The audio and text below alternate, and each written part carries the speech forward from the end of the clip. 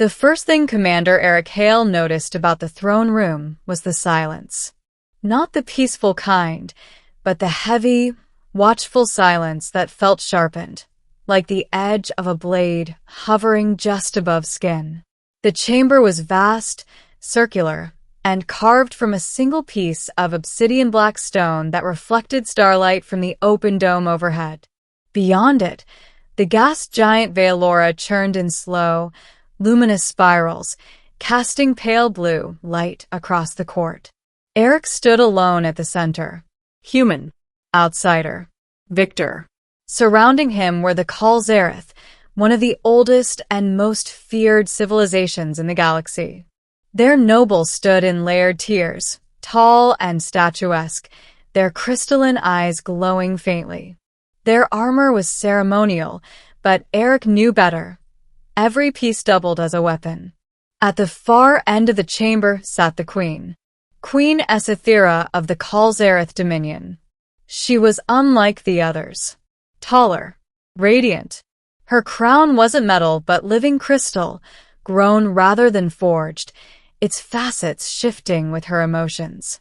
Her gaze fixed on Eric with unsettling intensity, not hostility, not curiosity, but something deeper. Recognition. The herald's voice echoed. Human Commander Eric Hale. Victor of the Rift War. Savior of the Outer Colonies. Kneel before the Queen. Eric didn't hesitate. He lowered himself onto one knee, fist pressed to the obsidian floor, not in submission, but in respect. He had learned long ago that alien courts read hesitation as weakness and arrogance as threat. The nobles murmured. Humans were known for many things: adaptability, stubborn courage, terrifying resilience. Humility wasn't usually one of them. The Queen rose. Each step she took toward him echoed through the chamber, amplified by the ancient acoustics. When she stopped, she was close enough that Eric could feel the faint warmth radiating from her bioluminescent skin. She studied him silently. Too long. Eric kept his head bowed, though every instinct screamed at him to look up. Finally, she spoke, but not to the court, only to him. Stand, Eric Hale. He obeyed. Their eyes met. The air changed. A psychic pressure rolled through the chamber, like a tidal wave. Several nobles stiffened, some recoiling in shock. The Queen's crown flared brighter. Then she leaned down, just enough that only Eric could hear her next words. Not my servant, she whispered. The court leaned in. Not my champion. The Queen straightened, her voice now ringing clear and undeniable. My mate. The silence shattered. Gasps. Cries. A few sharp, involuntary hisses of outrage. Eric froze.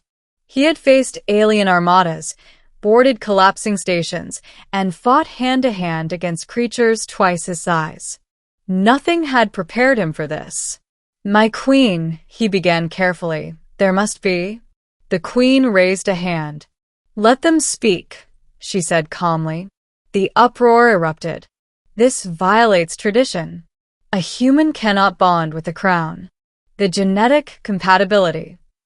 The prophecy. The Queen's eyes flashed. The chamber fell silent again.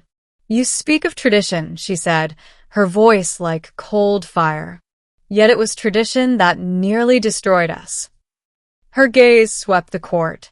When the Rift War came, where were your traditions? Your noble bloodlines? Your perfect hierarchies? She turned back to Eric. It was this human who stood between our extinction and oblivion. Memories flashed through Eric's mind. The burning skies of Caro's prime. The evacuation corridors flooded with smoke.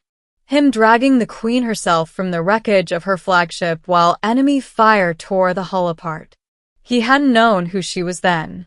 She had known who he was. You saved my people, she continued.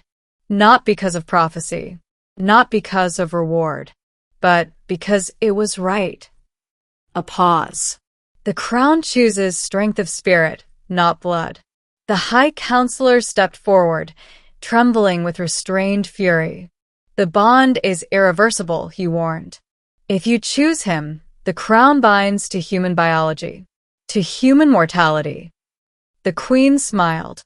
Then the crown will learn what it means to be human. All eyes turned to Eric. He swallowed. My queen, he said quietly, I'm honored. Truly. But you don't know what you're asking. She stepped closer. I know exactly what I ask, she replied softly. A partner who will challenge me, question me, stand beside me, not beneath me. Her voice lowered. And I know what you fear. She placed a hand over his chest. Humans believe love makes them weak. Her eyes softened. It does not. It makes you dangerous. The court demanded a trial. Of course they did. Ancient law required that any outsider chosen by the crown must survive the convergence, a ritual that tested mind, body, and will. Eric was given one night to decide. In the quiet chamber prepared for him, he stared out at the swirling planet below. He could walk away, return to Earth, become a hero, a legend, or stay and become something else entirely. When dawn came, he returned to the throne room. I accept, he said. The trials nearly killed him. The first tested endurance, standing within a gravity well that crushed lesser beings to bone dust. Eric's muscles tore. His vision blurred. He stayed upright. The second tested the mind, psychic echoes of failure, guilt, and fear. He relived every soldier he'd lost, every command that had cost lives. He didn't deny the pain. He endured it. The final trial was the most dangerous. Truth. The Queen herself entered his mind, searching for ambition, cruelty, hunger for power. What she found instead was resolve. A man who would burn before he bent. When the convergence ended, Eric collapsed. The Queen caught him. The bond ignited. The crown flared brighter than it ever had.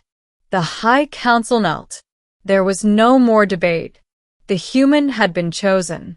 The bonding ceremony was not lavish. It was sacred. Two thrones stood side by side.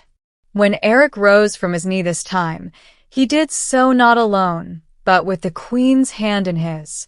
The galaxy reacted as expected. Shock, outrage, fear. Humanity was no longer merely an ally. It was kin. Months later, as Eric stood beside Asathera overlooking the stars, he asked her the question that still lingered. Why me? She smiled faintly. Because when you kneeled, she said, you showed respect without surrender. She took his hand.